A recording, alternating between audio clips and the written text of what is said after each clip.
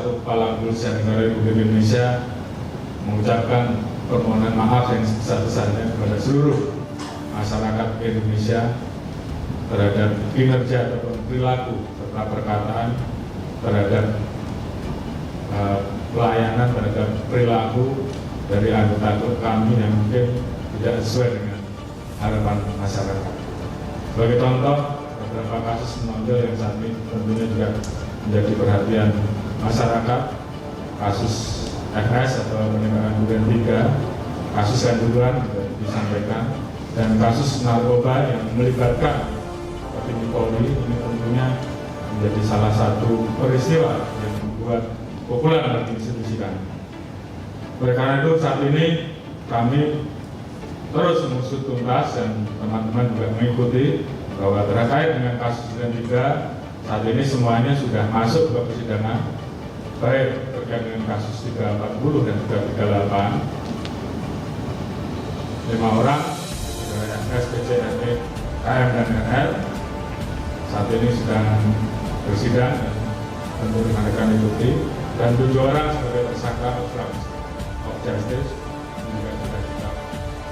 Di penghujung akhir tahun 2022, Kapolri Jenderal Listio Sigit Prabowo meminta maaf atas perbuatan anak buahnya. Salah satunya adalah kasus pembunuhan Brigadir Yosua Huta Barat yang menyeret ex-Kadif Propam Polri, Ferdi Sambo. Kapolri mengaku, kasus kematian Brigadir Yosua yang melibatkan Ferdi Sambo menjadi pukulan telak bagi kepolisian. Namun, pihaknya sudah berupaya menangani perkara itu secara objektif dan adil. Tak hanya meminta maaf, jebolan Akademi Kepolisian, Akpol, 1991 itu turut memamerkan hasil kinerja Polri sepanjang 2022. Sigit menyampaikan bahwa Polri di bawah kepemimpinannya telah memberantas teroris Mujahidin Indonesia Timur, MIT, Poso, kasus judi, hingga investasi bodong. Kami menyadari bahwa masih banyak sekali kekurangan yang harus kami perbaiki. Oleh karena itu, saya selaku Kepala Kepolisian Negara Republik Indonesia mengucapkan permohonan maaf yang sebesar-besarnya kepada seluruh masyarakat Indonesia terhadap kinerja ataupun perilaku serta perkataan terhadap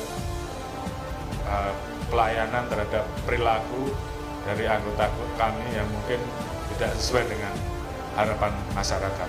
Sigit meminta maaf kepada masyarakat atas 3 kasus besar yang melibatkan jajarannya. Ketiga kasus tersebut yaitu kasus penembakan Brigadir Nofriansyah Yosua Huta Barat atau Brigadir J yang melibatkan Ferdi Sambo, kasus peredaran narkoba yang melibatkan Irjen Teddy Minahasa, serta tragedi di Stadion Kanjuruhan yang melibatkan 1 personel Polda Jawa Timur dan 2 personel Polres Malang. Ia mengaku, kasus kematian Brigadir J yang melibatkan Sambo menjadi pukulan telak untuk kepolisian. Namun, pihaknya sudah berupaya menangani perkara itu secara objektif dan adil. Kemudian, soal kasus narkoba yang melibatkan Teddy Minahasa, lanjut Sigit, pihaknya telah menetapkan 6 anggota Polri sebagai tersangka, di samping 5 tersangka lain. Puluhan ribu kasus narkoba selanjutnya, Sigit mengungkapkan, jumlah kasus narkoba yang ditangani sepanjang 2022 lebih dari 30.000 kasus. Menurut dia, barang bukti yang diamankan ditaksir mencapai triliunan rupiah. Memasuki tahun 2023, perkara pembunuhan Brigadir Yosua dengan terdakwa Ferdi Sambo masih berproses di Pengadilan Negeri Jakarta Selatan. Persidangan Sambo dan kawan-kawan digelar perdana pada 17 Oktober 2022 lalu. Saksi fakta dan ahli dari jaksa penuntut umum sudah dihadirkan semua di hadapan persidangan. Para terdakwa pun sudah mendapatkan kesempatan untuk menghadirkan saksi atau ahli meringankan.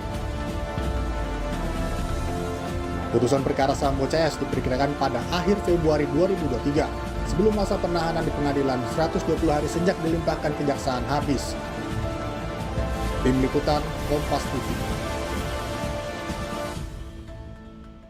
Sigit memaparkan, kasus narkotika dengan barang bukti jenis sabu menjadi kasus yang paling banyak diselesaikan penanganannya, yakni nilainya mencapai 9,4 triliun rupiah.